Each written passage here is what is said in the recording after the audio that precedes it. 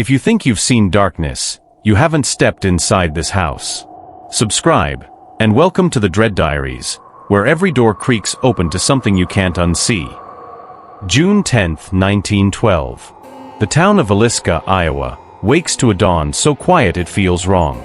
A town of less than 3,000 souls, where everyone knows the sound of each other's footsteps, and gossip spreads faster than the summer wind. But this morning, the silence feels heavier, as if the air itself is holding its breath. At 508 East 2nd Street, a small white wooden house sits under the pale gold sun. The blinds are drawn. The doors are locked. The chickens in the Moore's yard peck idly, unaware that the family inside hasn't stirred. Not once. By 7:30 a.m., their neighbor, Mary Peckham, notices something strange. Josiah and Sarah Moore, punctual church-going people, haven't been outside to tend to chores. Their curtains haven't moved. Their house stands still. She knocks once. Twice. No answer. She calls Josiah's brother, Ross, who hurries over with a spare key. When Ross steps into that house, he steps into history. The first thing he notices is the smell, metallic, thick, unmistakable. The air feels wrong, humid with something that shouldn't be there. His eyes adjust to the dimness, and he sees a shape under the sheets in the master bedroom. Two shapes. He pulls the covers back. What he sees turns his stomach. Josiah and Sarah Moore are dead, struck again and again, their faces unrecognizable. The axe still leans against the wall, its handle slick and dark. The killer didn't just strike once. He struck until there was nothing left to strike. Ross stumbles backward, runs outside, and tells Mary to call Marshal Henry Hank Horton. Within minutes, the word spreads like wildfire through Villisca. By 9 a.m., half the town has gathered outside, whispering in disbelief. When Marshal Horton steps into the Moore home, he doesn't yet know he's walking into one of the most infamous unsolved murders in American history. Upstairs, he finds more bodies. The Moore children, Herman, Catherine, Boyd, and Paul, all brutally murdered in their beds. Two more small figures lie in the guest room, Lena and Ina Stillinger, young sisters who'd spent the night after church. All 8 souls, gone before dawn. Each window has been covered from the inside with bedsheets or clothing. Every mirror draped. Every victim bludgeoned in their sleep. The axe belonging to Josiah Moore himself, left behind, its blade wiped clean, but its handle still stained. A slab of bacon lies on the floor beside it, wrapped in a dish towel. On the kitchen table, a plate of uneaten food, and a bowl of bloody water. The killer had stayed. He'd washed his hands, maybe eaten something, then just left. Word travels quickly in 1912, even without the internet. By that evening, reporters from Des Moines and Omaha flood the town. Locals weep in the streets, clutching their children tighter. The Moore home becomes a crime scene, but order collapses fast. Dozens of townspeople wander through before police can stop them, leaving fingerprints, footprints, confusion. The evidence, already fragile, begins to crumble. Doctors are called to examine the bodies. They determine the murders happened sometime after midnight, around 12:30 or 1 a.m. The killer used the blunt side of the axe on most victims. Only Josiah was struck with the blade. And whoever did it, covered every mirror afterward, as if unable to face what they'd done. Investigators start with motive. Josiah Moore was a successful businessman, a husband, father, and member of the Presbyterian Church. But he had enemies. Years before, he'd worked for Frank Jones, a local state senator and owner of the town's largest store. Josiah left the job on bad terms and opened his own business, one that took customers directly from Jones's store. Rumor had it, there was bad blood between them ever since. Others whispered darker things, that Josiah might have had an affair with Jones's daughter-in-law, that the crime wasn't random at all, but personal. By nightfall, fear grips Villisca. Parents keep children indoors. Neighbors watch each other with suspicion. And deep down, everyone knows the same horrifying truth. Someone walked through this town last night, carrying an axe, and vanished without a trace. Days turn to weeks, and the investigation twists itself into a maze. Bloodhounds are brought in but lose the scent at the nearby train station. Whoever the killer was, he may have left town by rail before dawn. The crime scene photos, limited, blurry, show only fragments: the draped windows, the axe, the overturned chair. The press devours it. The Des Moines Register calls it the Villisca Horror. The Chicago Tribune runs the headline, "Whole family murdered while they slept." But in the chaos, one name begins to surface: Reverend George Kelly. A traveling preacher who'd attended the same Children's Day service as the Moores the night before. He was odd, nervous, and reportedly obsessed with the case. Days later, he wrote a letter to the victims' families, before the crime had even been publicly detailed. When police question him, his behavior is strange. He rambles about dreams, visions, and messages from God. He admits he left Villisca early that morning, but his story keeps changing. In one version, he says he heard the screams. In another, he claims he saw shadows moving through the house. They release him for lack of evidence. But the town doesn't forget his name. Some whisper that the Reverend confessed to it years later, though courts would never convict him. Others blame Frank Jones, the rival businessman, insisting he hired someone to do the killing. But there's no proof. No fingerprints. No footprints. No confession that holds up. The Moore home stands empty, a silent witness to a crime too brutal to comprehend. The white paint fades. The windows darken. Locals avoid walking by after sunset. And as years pass, stories grow, of footsteps echoing from the second floor, of children's laughter in the dark. But long before the ghost stories, there was only the blood, the silence, and the single terrible question that still echoes through time. Who picked up that axe? Morning light spilled through the curtains of Villisca like any other day, but for the town's few remaining investigators, sleep had become a forgotten luxury. The murders had turned the quiet Iowa community into a carnival of suspicion. Detectives from neighboring counties, self-proclaimed psychics, and gawkers poured into town, all drawn by the same terrible magnet, the house at 508 East 2nd Street. Inside, the rooms remained frozen in time. The air was stale, heavy with the ghost of June 10th. The wallpaper, patterned in fading floral prints, carried the faint iron scent of what had happened there. The investigators moved carefully now, aware that their earlier chaos had ruined much of the scene. Still they searched, desperate for something, anything, that could make sense of the senseless. That's when they found it. The attic door was small, barely noticeable, tucked behind the children's bedroom. When the officers pried it open, a stale gust of air drifted out, thick with the musk of dust and neglect. Their lanterns illuminated a narrow crawlspace, low ceiling, old boxes, a discarded shoe, a patch of hay. And there, on the wooden floorboards, they found two clear impressions: a pair of knees. Someone had been up there, kneeling, watching. The attic's vantage point looked directly through a small vent into the Moore children's room. It was positioned perfectly, high enough to see without being seen. And in that moment, a new, far more terrifying theory began to take shape. The killer hadn't broken into the house that night. He'd been inside all along. It was the evening of June 9th when the Moores and the Stillinger sisters returned from church. The children laughed as they carried lanterns up the stairs, their voices echoing through the hallways. Sarah Moore had set the table for a late snack before bed. Neighbors recalled hearing faint piano music drifting from the home, perhaps the girls playing hymns before sleep. And somewhere above their heads, in the suffocating darkness of that attic crawlspace, someone may have been listening, waiting. Authorities tried to reconstruct the night hour by hour. The timeline was fragile, but one detail stood out. Every clock in the house had stopped between midnight and 1 a.m., likely from the vibrations of repeated violent blows. Whoever did this knew the family's routines. He struck with precision, moving from room to room, methodical, silent. Yet nothing had been stolen. Not a single valuable missing. Not money. Not jewelry. Nothing but lives. That made it even worse. This wasn't a robbery. It was something far more intimate. In the days that followed, the list of suspects grew long, too long. Frank Jones, the rival businessman. Reverend George Kelly, the eccentric preacher. A transient worker. Even a deranged serial killer known as Henry Lee Moore, who'd been arrested months later for a nearly identical axe murder in Columbia, Missouri.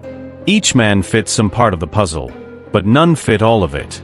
The newspapers turned the case into a national obsession. The Omaha World-Herald ran headlines calling Villisca the town of fear. Reporters hounded witnesses, fabricating lurid details.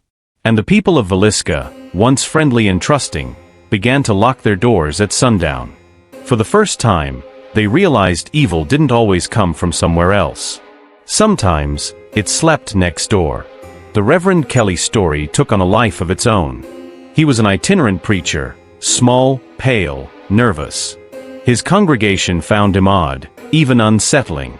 After the murders, he couldn't stop talking about them. He sent letters to investigators describing the crime scene before it was made public. Some said he even confessed to a private investigator years later, claiming voices told him to do it. When police finally brought him in for questioning, Kelly's hands trembled.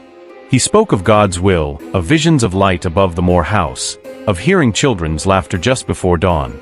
His words danced between mania and guilt. But his story kept collapsing.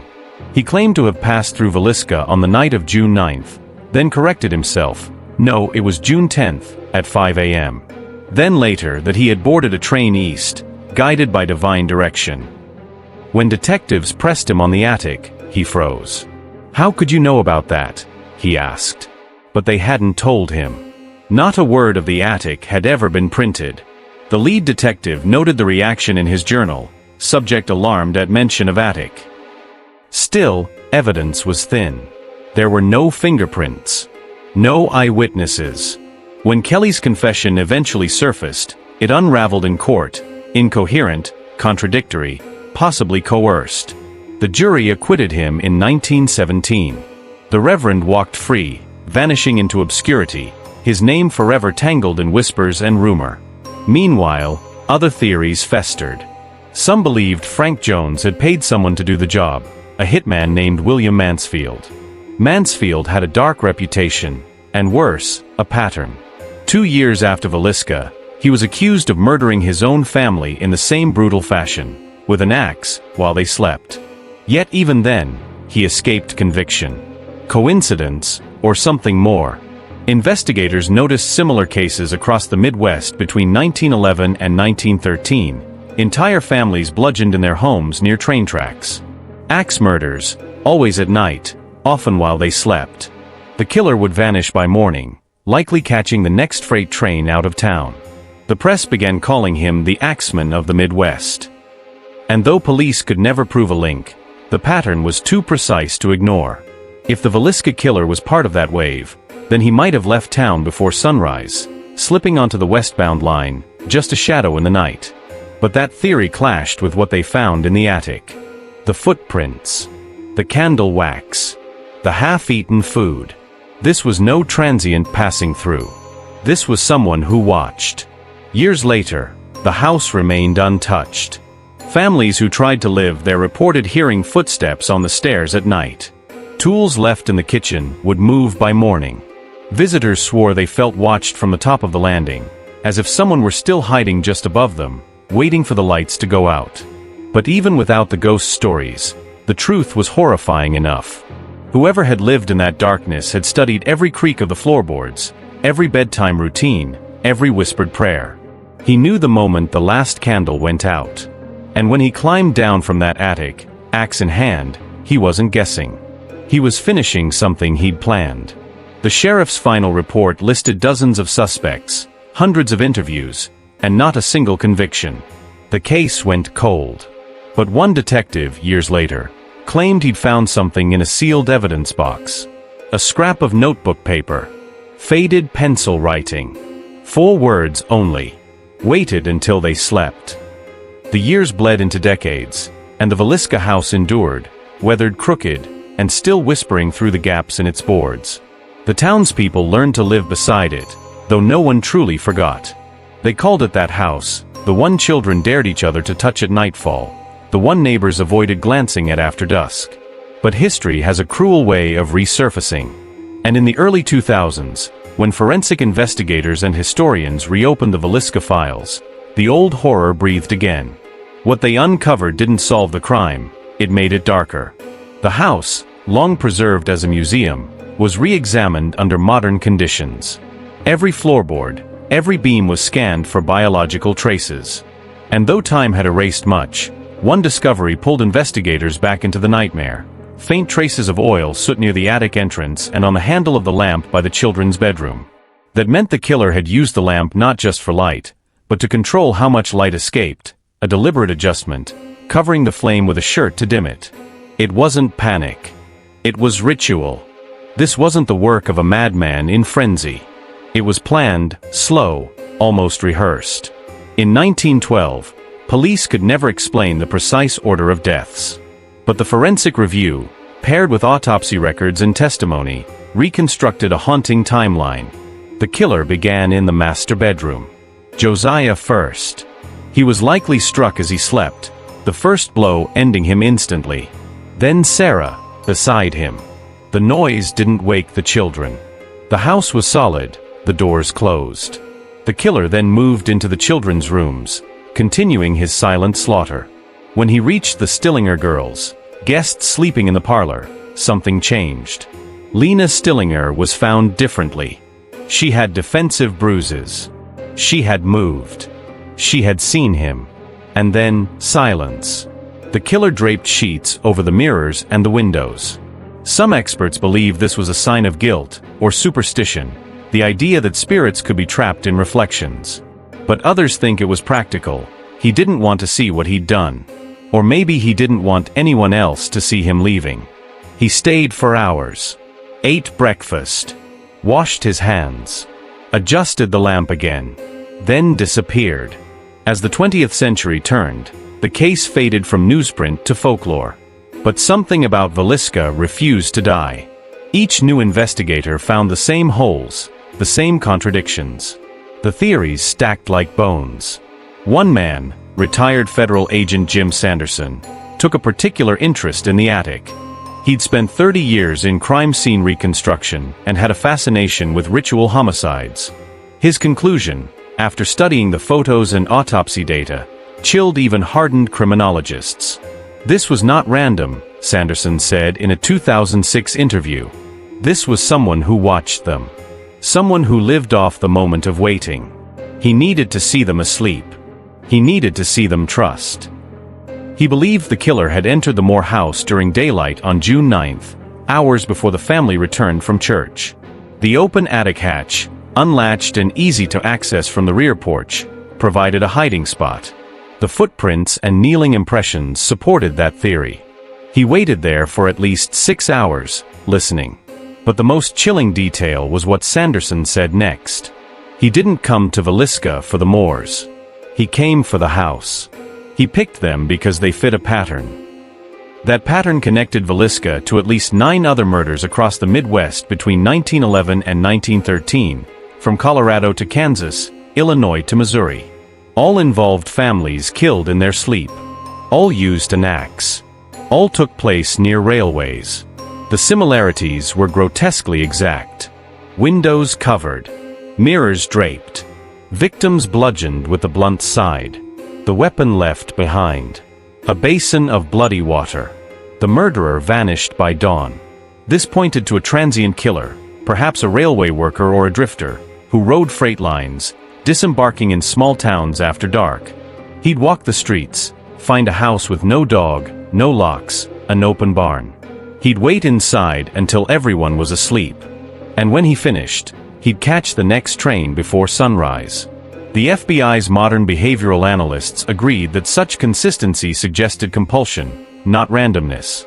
The Villisca killer may have been one of America's first unrecognized serial killers, long before the term existed. But there's one more element, the piece most don't talk about. In the official archives of the Montgomery County Sheriff's Office lies a sealed box labeled Evidence, Moore House. Inside are copies of crime scene photographs, the original autopsy records, and the detective's field notes. Among them is a single envelope with a faded stamp, to be opened only if case reopened by federal authority. Inside they found a typed note, unsigned, likely from one of the early investigators.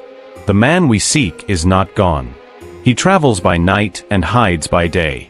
He has done this before and will do it again. We will never catch him, because he walks into towns like a ghost and leaves the same way. The note was dated June 16, 1912, just 6 days after the murders. By now, the Villisca house had become something else entirely, a relic, a memorial, and for some, a magnet for darkness. Visitors reported chills, lights flickering, strange cold spots. But those are just stories. The truth is scarier. During a forensic team survey in 2005, an investigator in the attic reported a sudden drop in temperature and faint noise, what sounded like someone shifting weight on the floorboards. She assumed it was settling wood, until she realized no one else was upstairs. Later that evening, her recorder picked up a whisper, almost inaudible under static. Still here. It wasn't proof of anything supernatural. It didn't need to be. The horror of Villisca never required ghosts. The real terror was always human. What remains today are theories, overlapping shadows of truth. Some say it was Kelly the preacher, guided by delusion. Some say Mansfield, the axe murderer with a pattern. Others whisper about the railway drifter, a phantom in overalls carrying a sack and a sharpened tool. But there's one certainty. The person who entered the Moore home that night knew what they were doing. They knew how to kill without hesitation. And they knew how to vanish. The attic watcher remains nameless, faceless, a presence that stepped out of darkness, into history, and never came back. Even now, the house stands at 508 East 2nd Street, restored to its original condition. Visitors claim they can hear footsteps above them in the attic, slow and deliberate. Investigators have found nothing conclusive. Maybe that's the way it's meant to stay. Because Villisca's horror isn't just in what happened there. It's in the question that refuses to die. What if he never stopped?